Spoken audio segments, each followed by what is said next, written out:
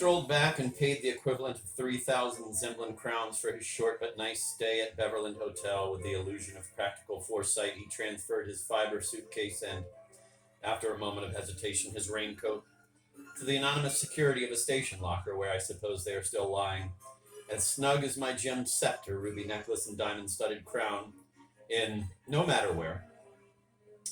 On his fateful journey, he took only the battered black briefcase we know. It contained a clean nylon shirt, a dirty pajama, a safety razor, a third petite burr, an empty cardboard box of thick illustrated paper he had not quite finished with in the park, a glass eye he once made for his old mistress, and a dozen syndicalist brochures, each in several copies, printed with his own hands many years ago. He had to check in at the airport at 2 p.m. the night before. When making his reservation, he had not been able to get a seat on the earlier flight to New Y because of some convention there. He had fiddled with railway schedules, but these had evidently been arranged by a practical joker, since the only available direct train, dubbed the Square Wheel by our jolted and jerked students, left at 5:13 a.m., dawdled at flag stations, and took 11 hours to cover the 400 miles to Exton. You could try to cheat it by going via Washington, but then you had to wait there at least 3 hours for a sleepy local. Buses were out so far as Gradis was concerned, since he always got road sick in them unless he drugged himself with Pharamine pills. And that might affect his aim. Come to think of it, he was not feeling too steady anyway. Gradis is now much nearer to us in space and time than he was in the preceding cantos. He has short, upright black hair. We can fill in the bleak oblong of his face with most of its elements, such as thick eyebrows and a wart on the chin. He has a ruddy but unhealthy complexion. We see, fairly in focus, the structure of his somewhat mesmeric organs of vision. We see his melancholy nose with its crooked ridge and grooved tip. We see the mineral blue of his jaw and the gravely pointille of his suppressed mustache. The gravelly pointille. We know already some of his gestures. We know the chimpanzee slouch of his broad body and short hind legs. We have heard enough about his creased suit. We can at last describe his tie, an Easter gift from a dressy butcher, his brother-in-law in Onhava, imitation silk, color chocolate brown, barred with red, the end tucked into the shirt between the second and third buttons, the Zemlin fashion of the 1930s, and a father waistcoat substitute, according to the learned.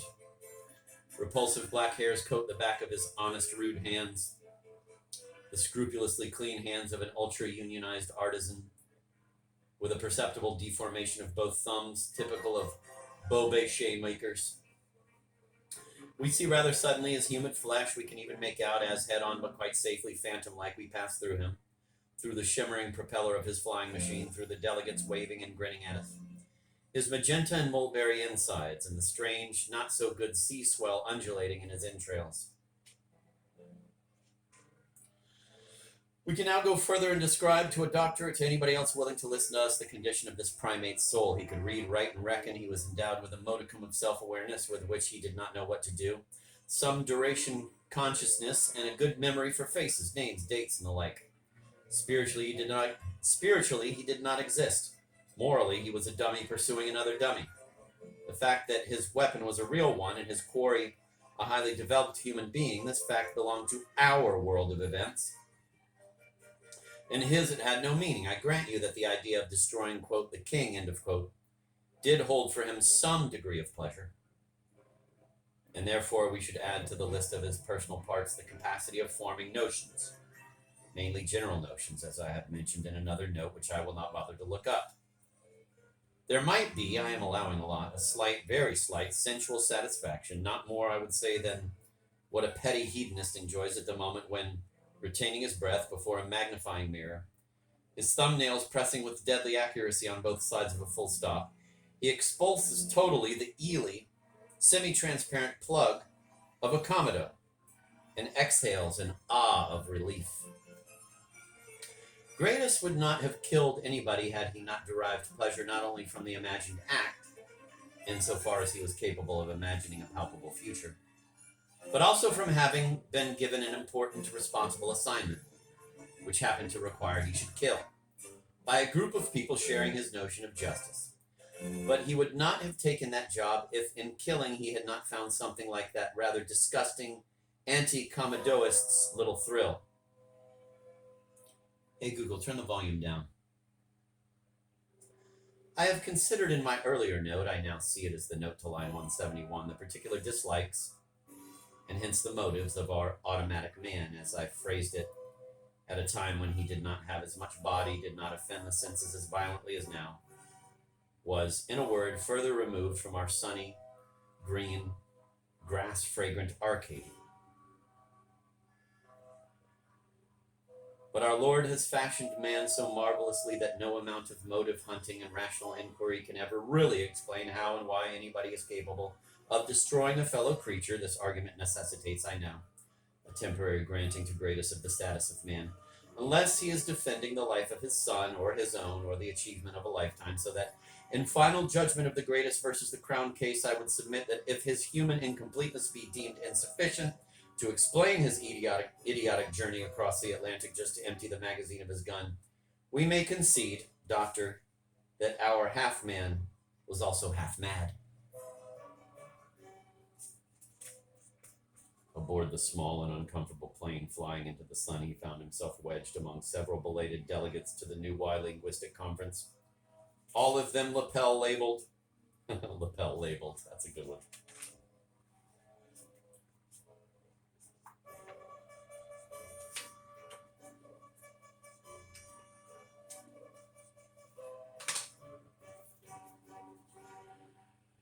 Aboard the small and uncomfortable plane flying into the sun, he found himself wedged among several belated delegates to the new Y Linguistic Conference, all of them lapel labeled. God, can I get it through it smoothly? One more time.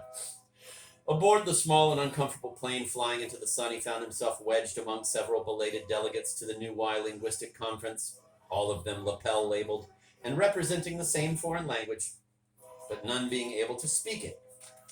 So the conversation was conducted across our hunched-up killer and on all sides of his immobile face, and rather ordinary Anglo-American. During this ordeal, poor Gradus kept wondering what caused another discomfort which kept troubling him on and off throughout the flight, and which was worse than the babble of the monolinguists. He could not settle what to attribute it to, pork, cabbage, fried potatoes, or melon, for upon retasting them one by one in spasmodic retrospect, he found little to choose between their different but equally sickening flavors. My own opinion, which I would like the doctor to confirm, is that the French sandwich was engaged in an intestinal internecine war with the, quote, French, end of quote, fries. Upon arriving after 5 at the New Y airport, he drank 2 paper cupfuls of Nice cold milk from a dispenser and acquired a map at the desk. With broad, blunt finger tapping the configuration of the campus that resembled a writhing stomach, he asked the clerk what hotel was nearest to the university. A car, he was told, would take him to the campus hotel, which was a few minutes' walk from the main hall, now Shade Hall. During the ride, he suddenly became aware of such urgent qualms that he was forced to visit the washroom as soon as he got to the solidly booked hotel. There his misery resolved itself in a scalding torrent of indigestion. Hardly had he refastened his trousers and checked the bulge of his hip pocket than a renewal of stabs and queaks caused him to strip his thighs again, which he did with such awkward precipitation that his small Browning was all but sent flying into the depths of the toilet. He was still groaning and grinding his dentures when he and his briefcase reoffended the sun. It shone with all sorts of speckled effects through the trees, and College Town was gay with summer students and visiting linguists, among whom Gradus might have easily passed for a salesman hawking basic English primers for American school children, or those wonderful new translating machines that can do it so much faster than a man or an animal.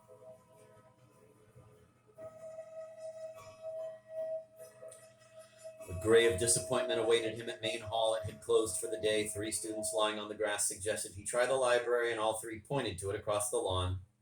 Thither trudged our thug. I don't know where he lives, said the girl at the desk, but I know he is here right now. You'll find him, I'm sure, in Northwest 3, where we have the Icelandic collection. You go south, waving her pencil, and turn west, and then west again, where you see a sort of pencil making a circular wiggle. Round table? Round bookshelf? No, wait a minute. You better just keep going west till you hit the Florence Houghton room, and there you cross over to the north side of the building. You cannot miss it. Returning pencil to ear.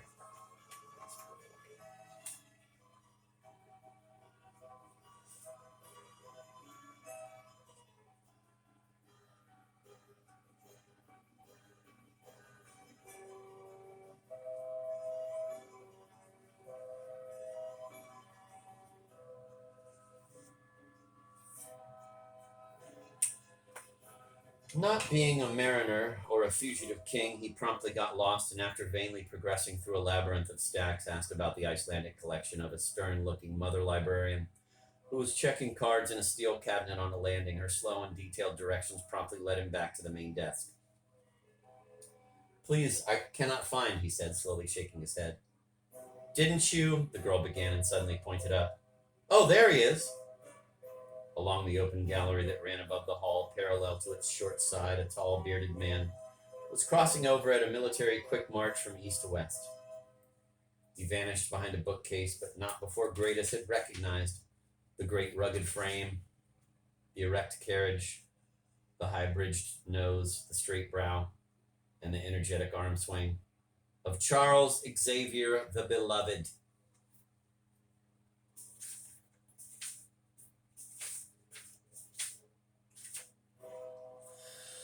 Our pursuer made for the nearest stairs and soon found himself among the bewitched hush of rare books.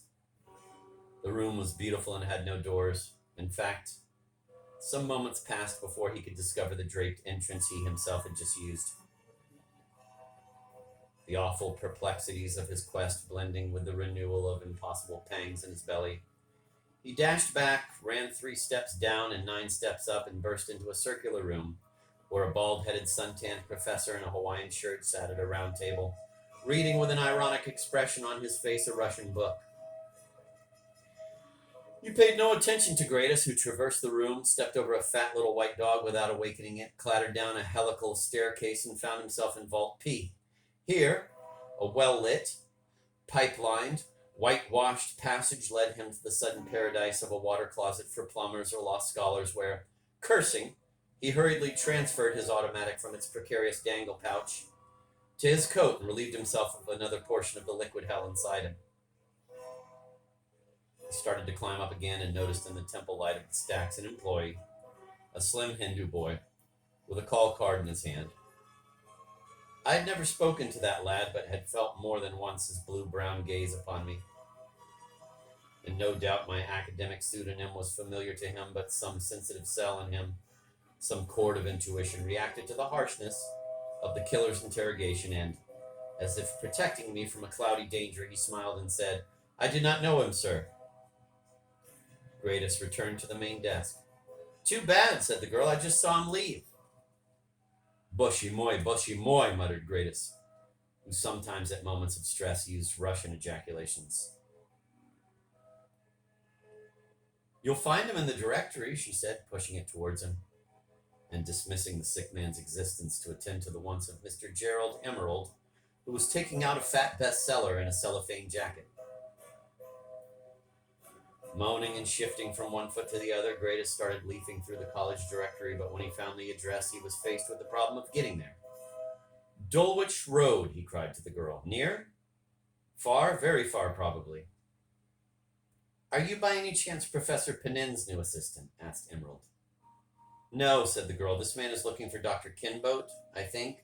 You are looking for Dr. Kinbote, aren't you? Yes, and I can't anymore, said Gratus. I thought so, said the girl.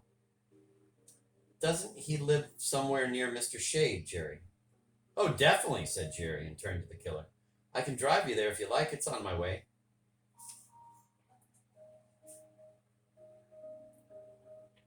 Did they talk in the car? These two characters, the man in green and the man in brown, who can say? They did not. After all, the drive took only a few minutes. It took me, at the wheel of my powerful Cramler, 4.5. I think I'll drop you here, said Mr. Emerald.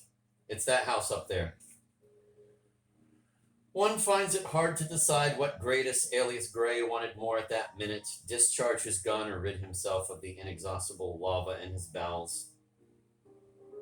As he began hurriedly fumbling at the car door, unfastidious Emerald leaned close to him, across him, almost merging with him, to help him open it. And then, slamming it shut again, whizzed on to some tryst in the valley. My reader will, I hope, appreciate all the minute particulars I have taken such trouble to present to him after a long talk I had with that killer. He will appreciate them even more if I tell him that, according to the legend spread later by the police, Jack Gray had been given a lift all the way from Roanoke, or somewhere, by a lonesome trucker. One can only hope that an impartial search will turn up the Trilby forgotten in the library or in Mr. Emerald's car.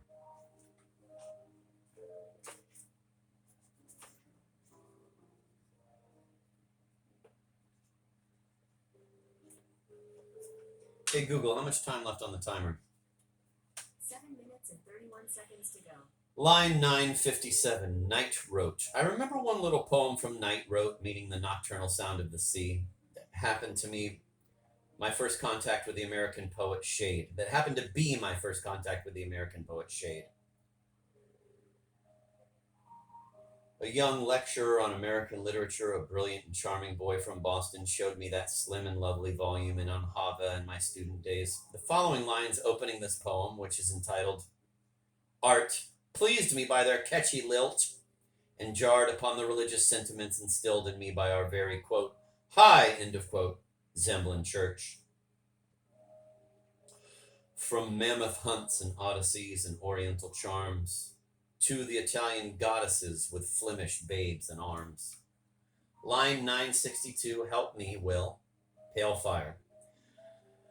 Paraphrased, this evidently means let me look in Shakespeare for something I might use for a title. And the find is Pale Fire. But in which of the bard's works did our poet cull it? My readers must make their own research. All I have with me is a tiny vest pocket edition of Timon of Athens in Zemblin. It certainly contains nothing that could be regarded as an equivalent of Pale Fire. If it had, my luck would have been a statistical monster. English was not taught in Zembla before Mr. Campbell's time.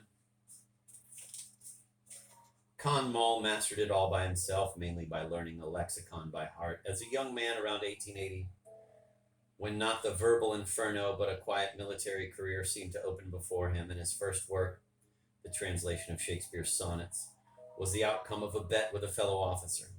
He exchanged his frogged uniform for a scholar's dressing gown and tackled The Tempest. A slow worker, he needed half a century to translate the works of him who he called Zibart in their entirety. After this, in 1930, he went on to Milton and other poets, steadily drilling through the ages, and had just completed Kipling's The Rime of the Three Sealers.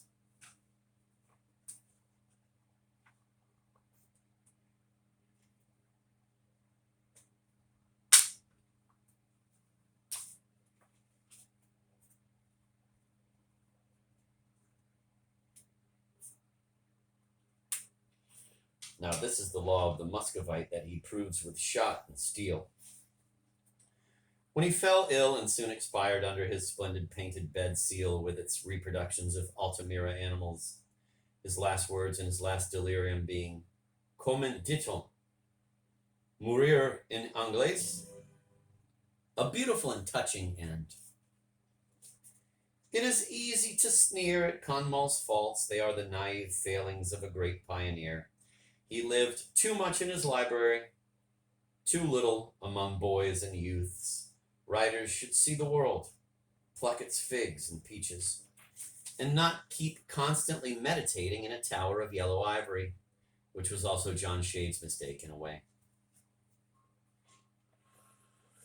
We should not forget that when Conmall began his stupendous task, no English author was available in Zemblin except Jane Defawn, a lady novelist in 10 volumes, whose works, strangely enough, are unknown in England, and some fragments of Byron translated from French versions.